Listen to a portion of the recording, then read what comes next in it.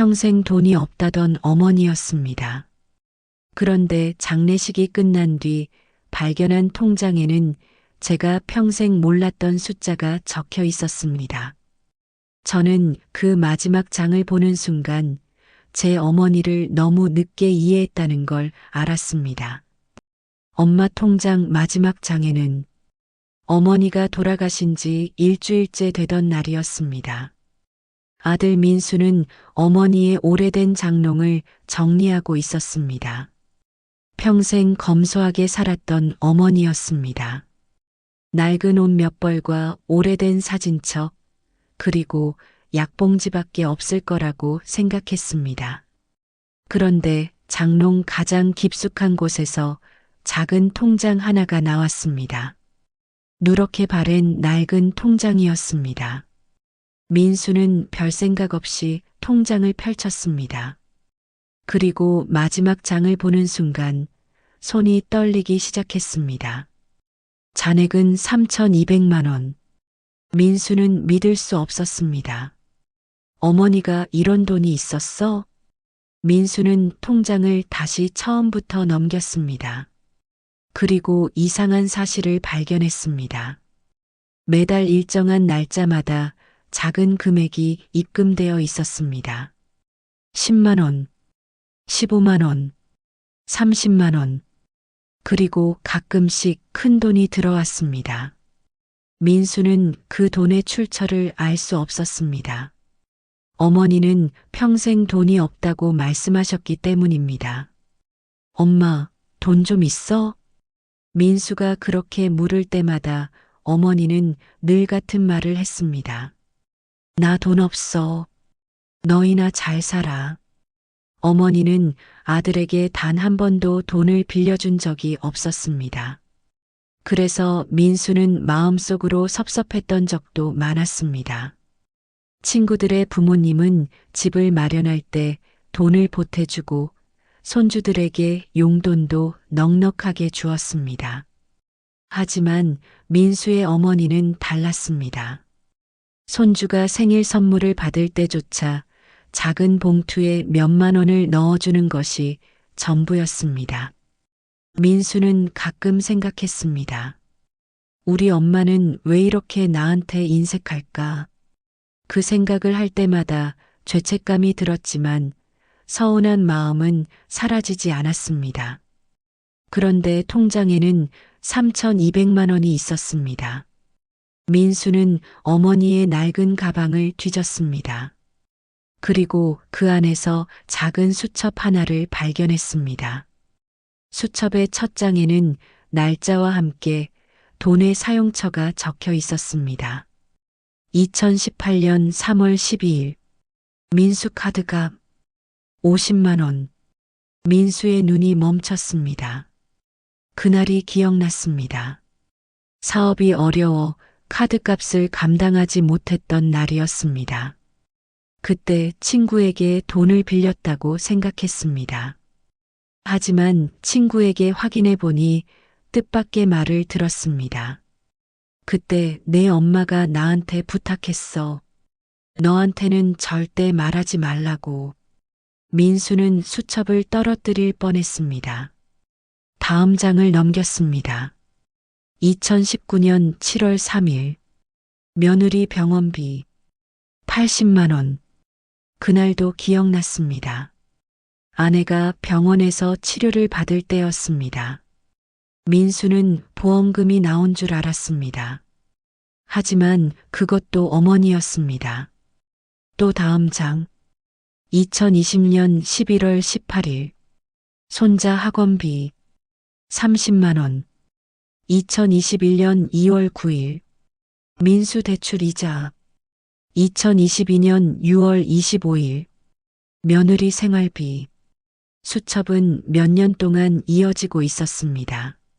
민수가 알지 못하는 사이 어머니는 가족의 부족한 돈을 조용히 채워주고 있었습니다. 민수는 갑자기 어머니의 손이 생각났습니다. 갈라지고 거칠었던 손, 늘 시장에서 조금이라도 싼 것을 고르던 모습, 새 옷을 사달라고 하면 괜찮다고 말하던 모습. 나는 늙어서 옷 필요 없어. 그때 민수는 정말 돈이 없어서 그런 줄 알았습니다. 하지만 아니었습니다. 어머니는 돈이 있었던 것입니다. 그런데 자신에게 쓰지 않았습니다. 민수의 가족에게 쓰고 있었습니다. 그렇다면 통장에 남은 3,200만 원은 무엇일까? 민수는 마지막 장을 자세히 보았습니다. 마지막 입금 날짜는 어머니가 병원에 입원하기 바로 전날이었습니다. 그리고 입금 내역 옆에 작은 글씨가 적혀 있었습니다. 민수 앞으로. 민수의 가슴이 철렁 내려앉았습니다. 그날 밤 민수는 어머니의 집에서 한숨도 자지 못했습니다. 새벽이 되어서야 다시 장롱을 정리하던 중 서랍 밑에서 봉투 하나를 발견했습니다. 봉투 앞에는 떨리는 글씨로 적혀 있었습니다. 민수가 꼭 봐야 할 것. 민수는 한참 동안 봉투를 열지 못했습니다. 그리고 조심스럽게 편지를 꺼냈습니다. 민수야, 엄마가 평생 너한테 미안한 게 하나 있다. 내가 어릴 때 많이 가난하게 살게 해서 미안하다. 그래서 내가 어른이 된 뒤에는 내가 힘들어도 엄마한테 말하지 않는 걸 알았다. 그런데 엄마는 다 알았다. 엄마는 내가 괜찮다고 말할 때마다 더 걱정됐다. 민수의 눈물이 편지 위로 떨어졌습니다. 편지는 계속되었습니다. 그래서 엄마가 조금씩 모았다. 내가 힘들 때마다 몰래 보태려고. 내가 알면 싫어할까봐 말하지 않았다. 엄마가 너한테 해준 것처럼 보이면 내가 미안해할까봐 그게 싫었다. 민수는 입술을 깨물었습니다. 그리고 마지막 문장을 읽었습니다. 통장에 남은 돈은 내가 정말 힘들 때 쓰려고 남겨둔 거다. 그런데 민수야, 엄마가 제일 바라는 건 이 돈으로 내가 행복해지는 게 아니다. 가족이랑 밥 한 끼 더 먹고 아이들한테 사랑한다고 한 번 더 말하고 아내 손도 한 번 더 잡아라. 엄마는 그거면 된다. 그 순간 민수는 완전히 무너졌습니다. 평생 어머니가 자신에게 아무것도 해주지 않았다고 생각했습니다. 어머니가 인색하다고 생각했습니다. 심지어 마음속으로 원망했던 날도 있었습니다. 하지만 어머니는 마지막 순간까지 아들을 걱정하고 있었습니다. 민수는 텅 빈 어머니의 방을 바라봤습니다. 엄마 왜 나한테 말 안 했어? 대답은 없었습니다. 그날 이후 민수는 통장에 돈을 쉽게 쓰지 못했습니다. 그리고 매년 어머니의 기일이 되면 통장을 꺼내봅니다. 3,200만 원이라는 숫자를 보는 것이 아닙니다. 그 숫자 안에 들어있는 어머니의 세월을 봅니다. 새 옷을 사지 않았던 날, 맛있는 음식을 포기했던 날, 아파도 병원에 가지 않았던 날, 그리고 아들이 힘들지 않기를 바라며 아무도 모르게 돈을 모았던 날들을 생각합니다. 민수는 이제야 알았습니다. 어머니는 평생 돈을 숨긴 것이 아니었습니다. 아들이 미안해할까봐 자신의 사랑을 숨기고 있었던 것이었습니다.